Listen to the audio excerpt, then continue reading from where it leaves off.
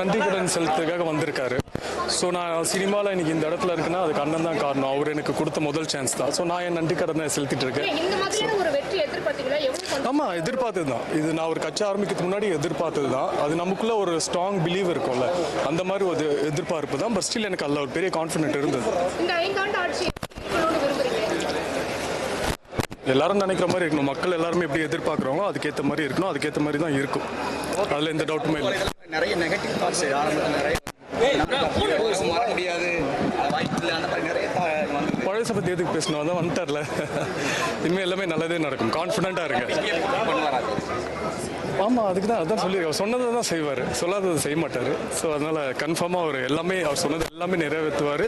எல்லாருமே கான்ஃபிடென்ட்டாக இருங்க. தமிழ்நாடு நல்ல பாதையில் போகும். வெற்றி. தேங்க்யூ.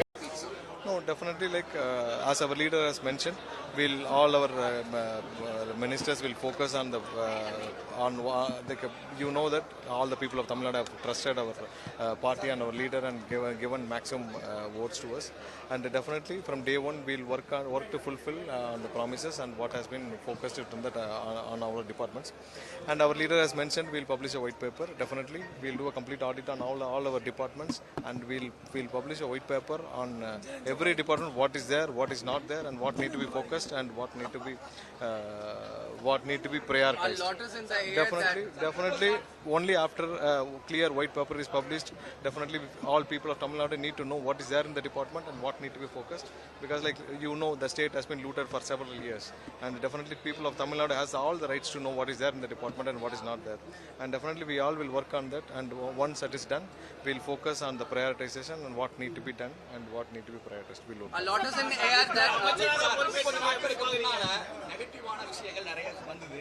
அதெல்லாம் உடைச்சிட்டு இப்போ பதவியேற்றிருக்கீங்க. இந்த தருணத்தை எப்படி நாங்கள் வந்து இதை 1.5-2 வருஷமாக எங்களுடைய தலைவர் சொல்லிட்டு வர்றாரு. 100% தமிழக மக்களுடைய நம்பிக்கை எங்கள் தலைவர்கிட்ட இருக்குது. 100% தமிழக மக்கள் எங்களை நம்புகிறாங்க. 100% இது வந்து எப்பயும் 70 வருடத்தில் இல்லாத ஒரு தேர்தல்னு நாங்கள் வந்து 2 வருஷமாக சொல்லிட்டு வரோம். நீங்கள் யாருக்கும் அது வந்து நம்பிக்கை இல்லை. ஏன்னா நாங்கள் உள்ளேருந்து மக்களுடைய நம்பிக்கையை கட்சியிலேருந்து பார்க்குறோம். மக்களுடைய நம்பிக்கை கட்சியில் ஒரு தொண்டனாக நான் பார்க்குறப்போ கண்டிப்பாக மக்கள் எவ்வளோ தூரம் எங்களுடைய தலைவரை நேசிக்கிறாங்கன்ற என்னால் பார்க்க முடியும். அதை உணர்ந்ததை நாங்கள் ஒவ்வொரு நாளும் சொன்னோம். நாங்கள் சொன்ன விஷயத்தை இன்று மக்கள் நிறைவேற்றி காட்டியிருக்காங்க. இந்த எலெக்ஷன் மூலமாக நிறைவேற்றி காட்டியிருக்காங்க.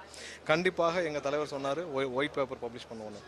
ஒவ்வொரு டிபார்ட்மெண்ட்லேயும் என்ன இருக்குது, என்ன நிலைமை இருக்குது. ஏன்னா இந்த ஒவ்வொரு டிபார்ட்மெண்ட்டும் பல வருடங்களாக 50 வருடங்களாக கொள்ளையடிக்கப்பட்டு லூட்டை பண்ணிவிட்டு மோசமான நிலையில் இருக்குது. அந்த நிலைமையை ஒரு ஆடிட் பண்ணி அது என்ன சுச்சுவேஷனில் இருக்குது, என்ன செய்யணும், என்ன செய்யக்கூடாது, எதில் ஃபோக்கஸ் பண்ணணும், எதில் ப்ரையாரிட்டைஸ் பண்ணணும், எதெல்லாம் நம்ம வந்து முன்னெடுக்கணும் அப்படின்னு சொல்லி கம்ப்ளீட்டாக ஒரு ஆடிட் பண்ணி ஒரு ஒயிட் பேப்பர் பப்ளிஷ் பண்ணி தமிழக மக்கள் அனைவரும் ஒவ்வொரு துறையும் என்ன நிலைமையில் இருக்குன்னு தெரிஞ்சுக்கணும். அது எங்கள் தலைவர் இன்றைக்கி சொன்னார். ஒவ்வொரு துறையும் என்ன நிலைமையில் இருக்குன்னு நம்ம தமிழக மக்களுக்கு தெரிவித்துவிட்டு எதில் ப்ரையாரிட்டைஸ் பண்ணணும், எதில் முன்னுரிமை கொடுக்கணும், எதில் நாங்கள் வேலை பார்க்கணும், அந்த கட்டமைப்பை வலுப்படுத்துறதுக்கு ஒவ்வொரு துறையும் வலுப்படுத்துறதுக்கு என்னென்ன ஃபோக்கஸ் பண்ணணும்னு சொல்லி கண்டிப்பாக 100% எந்தவித லஞ்ச லாவணியம் இல்லாமல் எங்கள் தலைவர் என்னென்னலாம் சொன்னாரோ அதை 100% நிறைவேற்ற நாங்கள் அனைவரும் ஒவ்வொரு நாளும் ஒவ்வொரு நொடியும் ஒவ்வொரு நிமிடமும் பாடுபடுவோம்.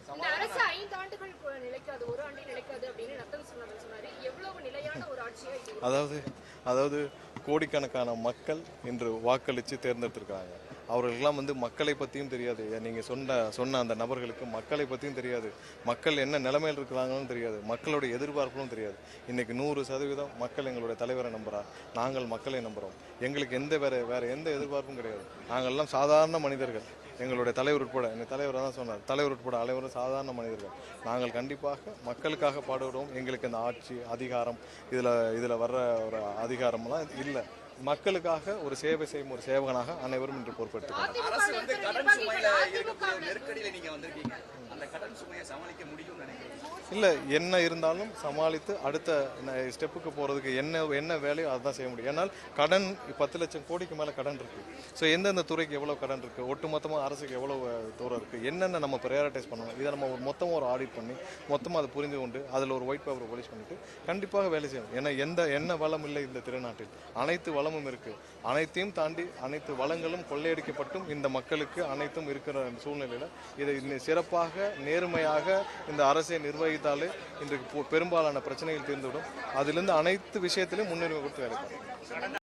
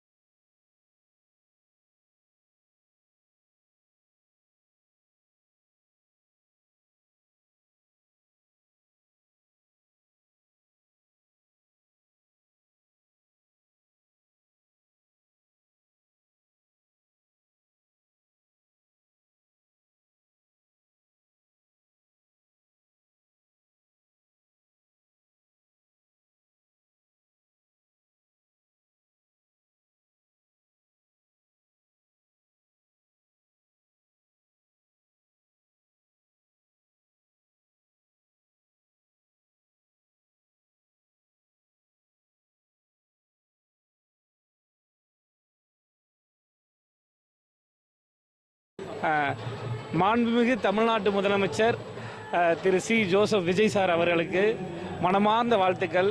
களம் கண்ட முதல் தேர்தலிலேயே ஒரு மாபெரும் வெற்றியை பெற்று இன்னைக்கு சிறப்பாக ஆட்சி பிடிச்சிருக்காங்க. அவங்களுடைய மக்கள் பணி சிறந்து தமிழ்நாட்டோட அனைத்து வளர்ச்சிகளிலுமே மிகச்சிறப்பாக அனைத்து துறைகளிலுமே தமிழ்நாட்டை முன்னேற்றுவதற்கு நமது தமிழக முதலமைச்சர் மாண்புமிகு திரு சி ஜோசப் விஜய்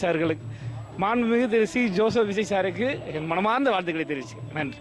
எஸ், எங்களுடைய கோச் வந்து இன்னைக்கு சூப்பராக பயங்கர ஹேண்ட்ஸமாக செம்மையாக வந்து போய் சி ஜோசப் விஜய் நான் சொல்லும் போதெல்லாம் பயங்கர ஹாப்பியாக இருந்துச்சு. எஸ், எங்களோட கோச் வந்து இன்னைக்கு வந்து சூப்பராக சிஎம் ஆயிருக்காரு. ரொம்ப சந்தோஷமாக இருக்குது. ஆஸ் அ ஸ்டூடெண்ட்டாக அவர் கூட நடித்தவங்களாம் வந்து ரொம்ப ரொம்ப பெருமையாக இருக்குது எங்களுக்கு. Very energetic and modern government வந்து கிரியேட் ஆகணும். ஆமாம் ஆமாம், கண்டிப்பாக. தேங்க்யூ.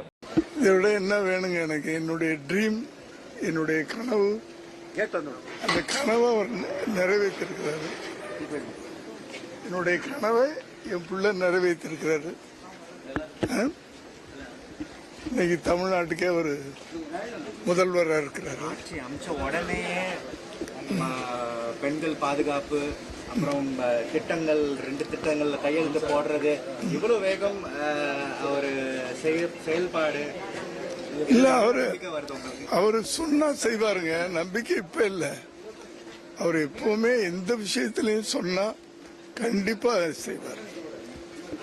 சும்மா பேச்சுக்கு சொல்றது இல்ல. அடிக்கடி சொல்லுவார்ல, நான் வந்து சும்மா பேசுறது இல்ல, என்ன முடியுமோ அதான் பேசுவேன், என்ன பேசுறாரோ அதான் செய்வார். அதுல வந்து சின்ன வயசுல இருந்தே ஒரு உறுதியா இருப்பார். ஓகே, இன்றைய நானும் சொன்ன உடனே நீங்க கொஞ்சம் எமோஷனல் ஆனது, இந்த எக்ஸ்பீரியன்ஸ் எப்படி இருந்தது? நீங்க உங்க கொஞ்சம் கலங்கி இருந்தது. இது வந்து எல்லா தகப்பனுக்கும் கிடைக்காதுல்ல. ஒரு நடிகனாவே ஒரு உச்ச இடத்துக்கு போய் இப்போ அங்கிருந்து அதை விட்டுட்டு இங்க வந்து, ஆனா நான் எமோஷனானது வந்து இடையில அவர் பட்ட கஷ்டங்கள் இருக்கு பாரு. அந்த கஷ்டங்கள் பார்க்கும்போது எனக்கு அதையெல்லாம் மீறி இன்னைக்கு வந்து ஜோசப் விஜய் ஆகிய நான் அப்படின்னு சொல்லும்போது நான் எமோஷன் ஆனேன். உண்மைதான். Okay, he born in 73. Okay, 73 or 73 marriage, 74 he born.